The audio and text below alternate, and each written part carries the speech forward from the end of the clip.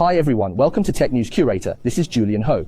2023 is the year when the global electronics industry is facing a correction, but the generative AI trend driven by ChatGPT is sweeping the world and has shown the world the strong resilience of the AI server and high-end semiconductor industry. However, there has been a dramatic change in the past few days between Sam Altman, the father of ChatGPT and founder of OpenAI, and Microsoft, a major investor. Altman was once fired by the OpenAI board of directors, but a few days later, he immediately returned as CEO. What is going on? Is this a good thing for NVIDIA, the leader in AI GPUs? We have also seen that NVIDIA's financial report has once again shown a super amazing performance, but the market seems to think that the positive is over. What are the hidden concerns of NVIDIA? The relationship between Microsoft and OpenAI is very confusing, but it is certain that Microsoft wants to enter the advanced semiconductor field and build its own AI chips. Who will be the best helper? Tech News Curator will highlight the key events of the week for you and organize the industry news that you can't miss in the tech industry. AI is definitely the most important tech trend this year, once again reviving the sleeping giant Microsoft and allowing the trillion-man NVIDIA Jensen Huang to secure his position as the number one in the AI chip industry.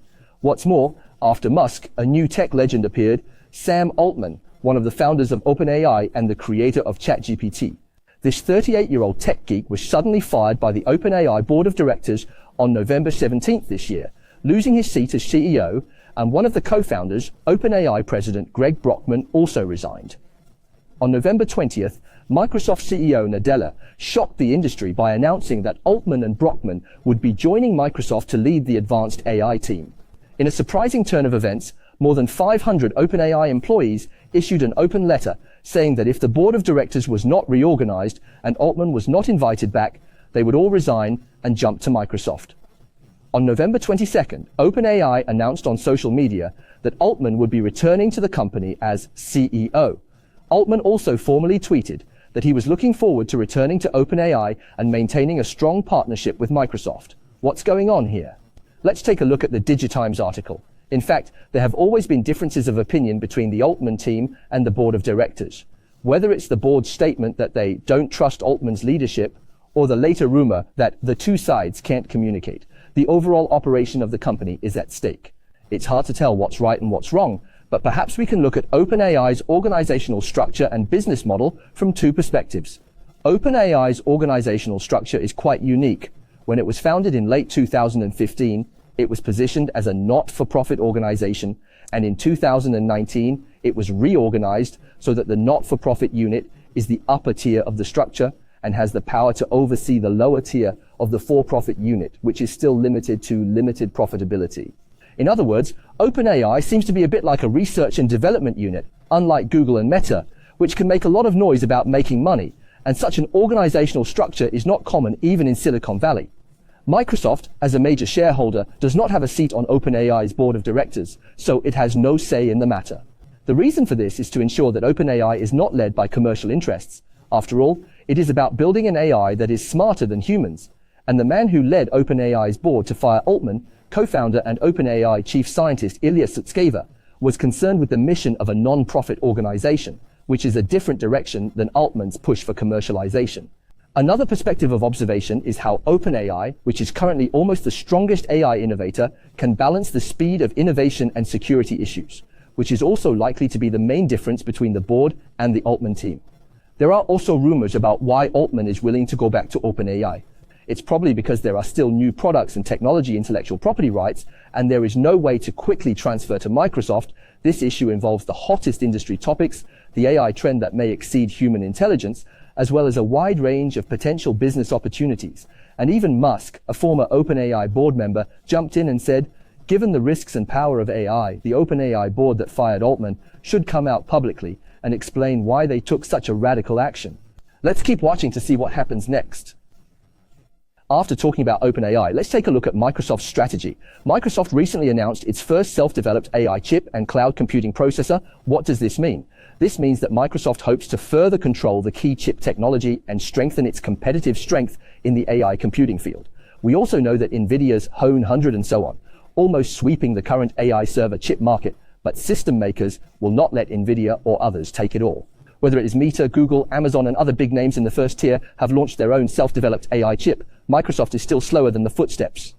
At the annual Ignite Developer Conference, Microsoft announced two new Azure chips, the Maya 100 AI accelerator, and the Cobalt 100 data center processor, both using TSMC's 5nm advanced process technology.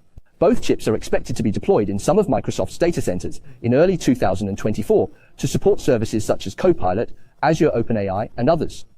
Digitimes Research also analyzed that Maya is Microsoft's AI accelerator chip designed for large-scale language model, LLM, training and inference in the cloud, while Cobalt is a cloud-native CPU based on the ARM architecture that supports general-purpose computing workloads. The media has also explored that Maya 100 seems to be heterogeneously integrated with 4 sets of high-bandwidth memory, HBM, but the current 100 and other high-end chips have already integrated 8 sets of HBM or even more, and it has been rumored that Microsoft is also developing the second generation of the 2 chips. Of course, the system manufacturers and professional IC design companies in the high-level chip can be a tug of war, and it can be both competition and cooperation. But it is certain that Taiwan's professional advanced silicon supply chain is absolutely the first choice, especially TSMC one-stop advanced manufacturing processes and advanced packaging technology. It is understood that Microsoft has indeed approached TSMC to build a 5nm advanced process chip, as well as through the CoWoS packaging technology that is already relatively mature to build Microsoft's own AI chip. The industry admits that system manufacturers are less familiar with the supply chain, production, and costs than professional IC design companies, so they are more willing to find a professional semiconductor foundry to do the work, which may be more expensive, but can control the risks. As we can see, although software is the core of Microsoft, Microsoft has also publicly pointed out that Microsoft itself is a system company. The team is to jointly design and optimize the relevant software and hardware infrastructure systems, including chips, software, servers, cabinets, cooling systems, and so on. Almost all of them are beginning to move towards self-design, self-developed chip, which represents the last piece of the puzzle. Microsoft and other system manufacturers are beginning to see that there may be a problem of over-reliance on NVIDIA's GPUs at this stage, but NVIDIA has still delivered a very impressive financial performance. In the third quarter of fiscal year 2024, NVIDIA's revenue reaches $18.12 billion, YoY 202%, and the gross margin also rises to 75%. Looking ahead to the fourth quarter, NVIDIA expects its revenue reaches a new record high, with its revenue reaching the $20 billion mark and its gross margin increasing slightly to 75.5%. This is mainly due to the fact that revenue from data centers reached $14.51 billion, up 41% quarter-on-quarter and 279% year-on-year, which is a new record high, and its share of revenue has also continued to rise. However, the market has raised 3 major concerns about such a bright financial report. The first is whether more profits will be exhausted. Basically, NVIDIA's AI GPU shipment target for the next 3 years remains unchanged. Secondly, for the key market of China, NVIDIA itself has also warned that it may not be able to ship mid-range and high-end AI chips to the China market. Third, high profitability means that new products are sold at a high price. How will customers take it? Will it accelerate the adoption of AMD MI300 series by customers or the advancement of self-developed chips by system makers? NVIDIA itself pointed out that the redesigned AI chips are already in the design process in response to the China ban, and it is expected that they can comply with the regulations and meet the needs of customers, but they won't contribute to the revenue in the next few months yet. NVIDIA said the revenue from the China market will significantly decrease in the fourth quarter's financial report. The company is working to expand its own data center product portfolio to provide compliant solutions and is working with some of its Chinese and Middle Eastern customers to obtain US government export licenses. Export controls will have a negative impact on NVIDIA's China business, and NVIDIA does not have a clear picture of the severity of this impact, even in the long term. However, NVIDIA itself also believes that the decline in revenue in China will be offset by strong growth performance in other regional markets. In the long run, the doubts of the US-China trade war are still not completely lifted, but from the perspective of NVIDIA, Microsoft, AMD, OpenAI, and other industry players, the apparent status of AI is really just getting started. Thank you for watching this week's Tech News Curator. Tech News Curator will be aired exclusively on the Digitimes YouTube channel every Wednesday at 9:00 a.m. EST. So please like, subscribe, and turn on the little bell to be notified of our updates as soon as they happen. See you next week.